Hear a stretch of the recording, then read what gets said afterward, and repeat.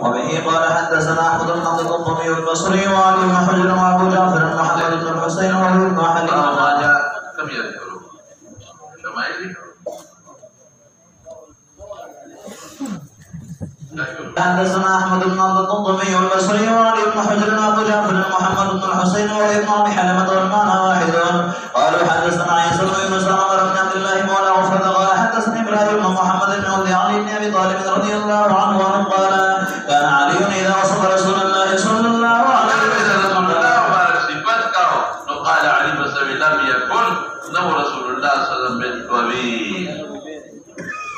كم يوم طويل المماطل يا المماطلات تمغيب بجنة ما تقول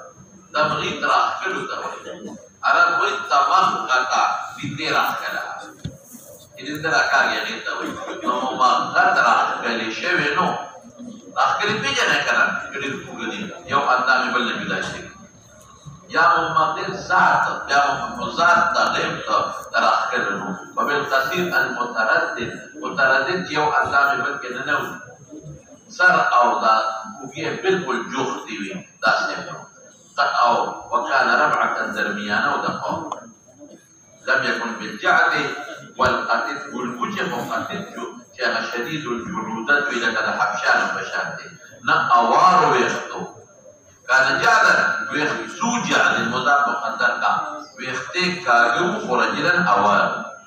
ولم يكن بالمتوهم متوهم نوم متوهم څه ته ویل کېږي چې مخې پړسېدلې مخ والا نو ولا بالمکلسم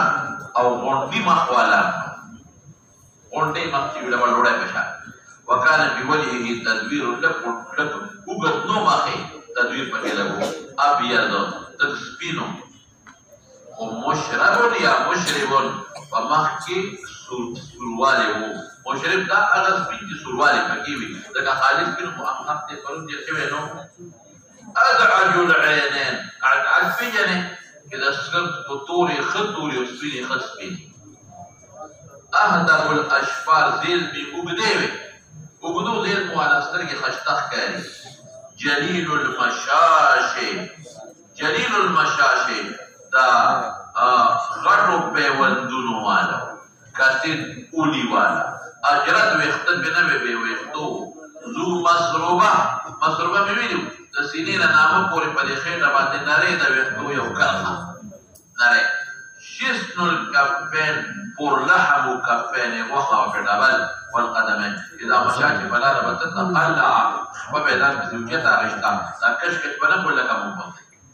كأنما ينحط لك كده برنا لاندي وإذا التفت في خبري بيقولي نو التفت معا يوشع الالتفات بخلقتك بايشر يوصل خبرك يوم مقبولي بالمقبولي يوطى بيقول التوجه والكل التفات معا يوطى بالتوجه والكل بين كتبه خاتم النبوة رماندي وهو خاتم النبيين أجود الناس سخيل خلق المختار ست خضر قلبا ظاهر التاريخ سخيل ده خلق ده وجنا ده السنين ده ظلنا سخيل يوم بعد سرير يا أن خلق ده وجنا بظلنا أصدق الناس لشتري ده خلق لهجة بذات والطبيعت دانا چې د خلکو د وجې به رښتیا وي چې څوک به درو ګمان وکړي نه درنه الیت د خلکو نو په طبیعت کې نه راځي بای سړی نرمي کوي خو د خلکو د وجې نه طبیعتا اکرم د خلکو نو په قبیله کې قوم کریمو حاجات له ډوړېګانې ورکولي من چا چې وګوري د حضور پاک سره بداحتن ها او به یې د نبی رسول الله هغه نبی دې مت راځي کوو علی السلام او چې څوک په خلق او سره معرفت احبه بیا بیاننا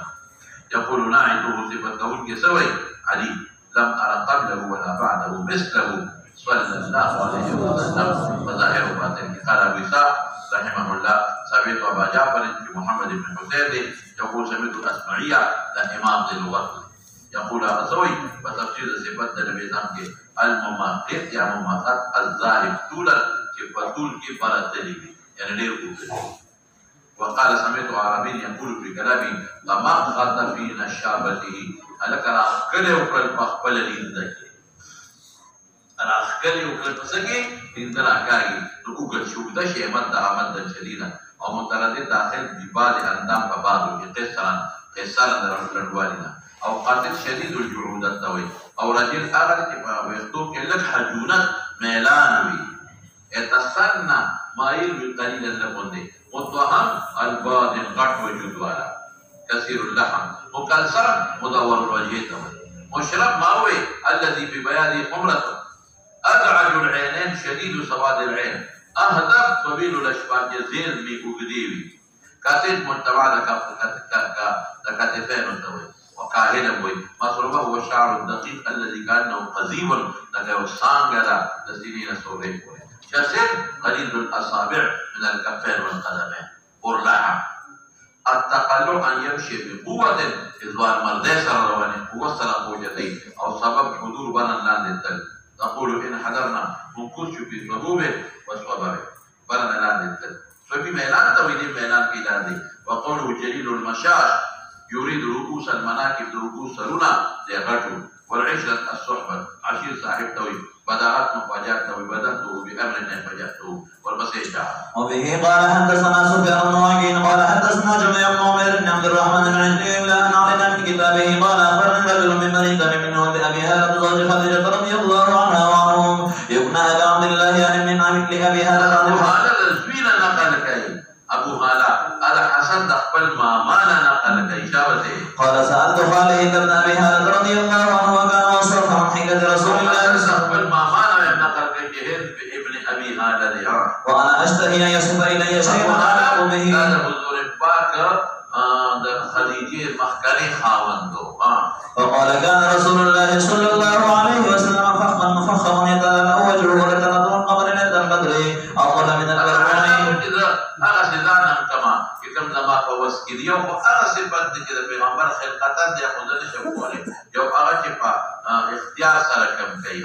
وأقصر من مفخما عظيم توجدنا فخامة عظمت حال أو ده أوصاف أو ده شان توي وفخامة كي ما بيفرقيته وشبع وأقصر من المشرب عظيم الهامة إلى الشعر ولو ده مربونا مربون إذا دندي بخو عام جكم با عود كلندي بدا غير لبوغل فأقصره مسلم ستوي دير كوغل شوي عظيم الهامة كبير نفذ ندخا عظمت دا كبارك كسر مبارك رجل الشعر بيختي وارو إن فرقت حقيقته كشرط فسر كبيلا يستنو فرقا لا بكي وطا وإلا فلا وهو كنانو البستن لا يجاوز شعره شحمة أذنيه ترى كلا لما إذا هو وفرة دي أغن توجد شحمتين أذنيه قريبين ماذا تقول سوق وفرة دي توي جمع أقوى لا توي سوق جمع دفو سقوى لا توي وفرة دي توي أظهر اللون كل رنقواله واسع الجبين تندي مبارك فراخه أزج الحواجب أو دا دوارا حواجب ستوي لك يرود طويل کی رود ازج به وختو د دوارو رود په میاس کې وختنو دا د پولې د پاسا سوابق وګدو من غیر قرن بینهما خپل وي وخت په کې میاس کې نو ای وسواله کوم څه کې بینهما د دې میاس کې عرق یورغو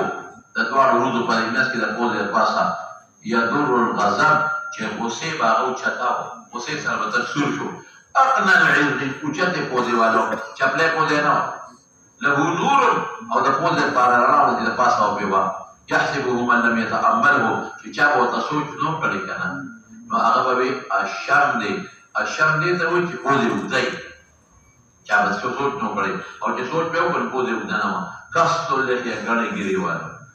سهل الخدين مخي اوارو مخي كبرانو تبع الانسان ننجي بار ہوتی اغسنو اوارو ذليع الفم كلوخني ولا كتشنخ لنا مفلج الاسنان يا مفلج الاسنان غاخونه بعد سري غاخونه وبلكي ننوتي غاخونه نو هر غاخ تبلنا جدا بعد انسان غاخونه كاغي وبلكي ورنوتي داسنو دقيق المسروبه ما سمخيو يا كم نريد يختو ترى سيرين ولا تنام فوري كأن جيده كأن عنقه جيد الدمية سټې داسې و لکه د اوسۍ په شان سټ د اوسۍ سټ سره خلک تشبیه ورکوي اوږه دي خو لیکن د اوسۍ په هغې خو ویښته وي فی صفاء الفضة په صفایه د فضه کې تک سپین لکه د فضه په شان دی معتدل الخلق اعتدال وجود و نه ډېر اوږد نه ډېر لنډې نه ډېر غټ نه ډېر نري بادن څه ډېر ټپني غوښې والا خو ډېر غټ نه متماسک څه ته ویل کېږي یو اندام بل سره متصل او بیا دا سواء البطن خېټه یې واره وه خېټه یې بار نه وروتې سواء البطن وصدر سینه او خېټه یو شانه واره عریض الصدر بلې سینې والا بوعید تصغیر دی مابین د منکبینو کې لږ لروالی زخم الکرادیس پیوندونه ډبل انور الله رڼا والا وجود نه به روښانتیا ته متجرد بې ویښتو ویښته بینو موصول ما بین اللبة والسرة د لبې او د سرې په منځ کې نري ویښتو بشعر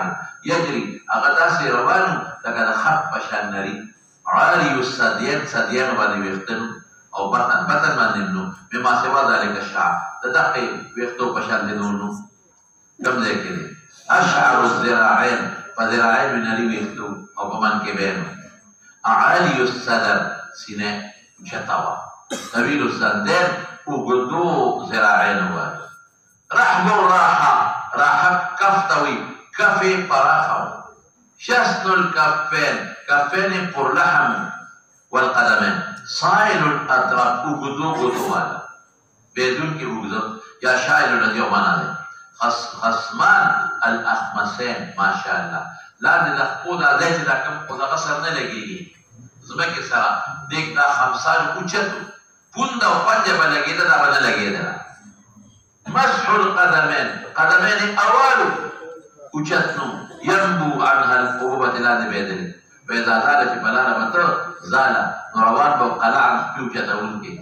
یختو تکف یې ځمکې ته مایل به ته چې په کې نظر نه لګي ويمشي هونا اسان تلل به کول باید سړی په زور تیز دی نه عام تلل چار ذریع المشق لږ تیز اذا مشى تبقى كانما ينحط لك برنا لاندې دي بيتلتفت جميعا یو شان به خلکو ته کتل خافض الطرف نظر کتونکي وبره به نه کتل نظره الى الارض اكثر من نظره الى السماء جل نظره پورا نظر ملاحظه یو کس ته کتل يسوق اصحابه مرګري به شړل څه معنا چې دی به تیز ته رسول الله مبارک سوق سایق هغې ته وایي چې مخکې رواني نو تیز به عام چار به خو تیز نو ملګرو به په ځان رساوه یبدأ من لقي بالسلام او چې چا سره ملاقات شو سلام به په مخکې وي وبه قال حدثنا ابو موسى محمد بن المثنى قال حدثنا محمد بن جعفر قال حدثنا شعبة بن سماك بن حرب قال سمعت جابر بن سمرة رضي الله عنهما وهو يقول كان رسول الله صلى الله عليه وسلم ضليعا اشكال العين طول استرجوالا منحوس هذا يو نحس سبيرت او بحيثا او منحوس بحيثا وخبنوا كندورنو قال شعبة قلت لسماك ما ضليع الفم قال عظيم الفم قلت ما اشكال العين كبير الفم يقول لك وعزمتها قال طويل شق العين قلت ما منهوس العقب قال اللحم العقب وبه قال حدثنا هناد بن سري قال حدثنا عمر بن القاسم عن شصان يعني بن سوار عن ابي اسحاق عن جابر بن سمرة رضي الله عنه قال رايت رسول الله صلى الله عليه وسلم في ليله ضحيه وعليه وحل حمراء بيلدا وجعلت انظر اليه والى القمر فله عندي احسن من القمر. وبه قال حدثنا سفيان بن وكيع قال حدثنا حميد بن عبد الرحمن الرؤاسي عن زهير عن ابي اسحاق قال سال رجل براء بن عازب رضي الله عنهما وعنهم اكان وجه رسول الله صلى الله عليه وسلم مثل سيف قمر او تكسبني بلکہ مثل القمر وبه پشان سروالي وبكيران. وبه قال حدثنا ابو داود بن صاحبه سليمان بن مسلم قال حدثنا نضر بن شميل عن صالح بن ابي الاخضر عن ابن شهاب عن ابي سلمة عن ابي هريره رضي الله عنه قال كان رسول الله صلى الله عليه وسلم ابيض كانما صيغ من فضه رجل الشعر. وبه قال حدثنا قتيبة بن سعيد قال اخبرنا عيسى بن سعد عن ابي الزبير عن جابر كانما صيغ من فضه ذات ولك سبينو درون جوشي بي عن جابر بن عبد الله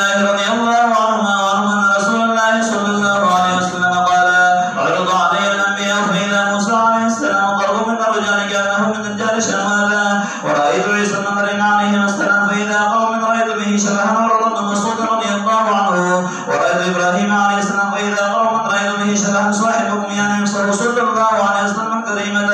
ورأيت جبرائيل عليه السلام فإذا قوم رأيت به شبها بحد الكلبي رضي الله عنه. وبه قال حدثنا محمد بن بشار وسفيان وكيل المعنى واحد قال وأخبرنا يزيد بن هارون الصعيد الجريري قال سمعت أبا طفيل رضي الله عنه وعنه يقول رأيت رسول الله صلى الله عليه وسلم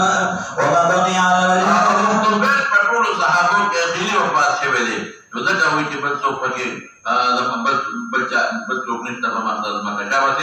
غير قلت سبولي قال كان بضمرها مقصدا. وبه قال حدثنا عبد الرحمن بن عبد الله بن عبد الرحمن الدارمي قال اخبرنا ابراهيم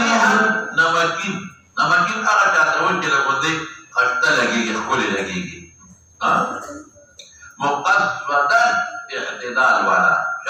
الحزامي قال اخبرنا عبد العزيز بن سعد الزهري قال حدثني اسماعيل بن ابراهيم بن اخي مسلم قال قول بن ابن عباس رضي الله عنه قال كان رسول الله صلى الله عليه وسلم اخرج السريتين ولو مخامقه ولو